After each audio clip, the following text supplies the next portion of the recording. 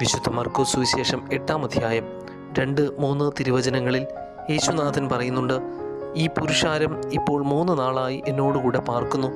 അവർക്ക് ഭക്ഷിപ്പാൻ ഒന്നും ഇല്ലായകൊണ്ട് എനിക്കവരോട് മനസ്സലിവ് തോന്നുന്നു. ഞാൻ അവരെ പട്ടിണിയായി വീട്ടിലേക്ക് അയച്ചാൽ അവർ വഴിയിൽ വെച്ച് തളർന്നു പോകും. അവരിൽ ചിലർ ദൂരത്ത് നിന്ന് വന്നവരല്ലോ. ഈ വചനങ്ങളിൽ യേശുനാഥൻ പ്രത്യേകം പറയുന്നുണ്ട് ദൂരത്ത് നിന്ന് വന്നവരെക്കുറിച്ച്. ആരാണ് ദൂരത്ത് നിന്ന് വന്നവർ?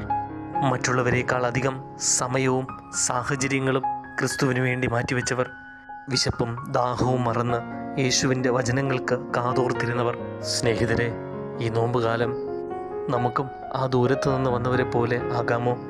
നമ്മുടേതായതൊക്കെ യേശുവിന് വേണ്ടി മാറ്റിവെക്കുവാൻ നമുക്കൊരുങ്ങാം. അങ്ങനെ ദൂരത്ത് നിന്ന് വന്നവരോട് അലിവ് തോന്നിയ ക്രിസ്തുനാഥൻ നമ്മോടും അലിവ് തോന്നും എന്നുള്ളത് നിസ്സംശയമാണ്. ദൈവം നമ്മെ സഹായിക്കട്ടെ. ആമേൻ.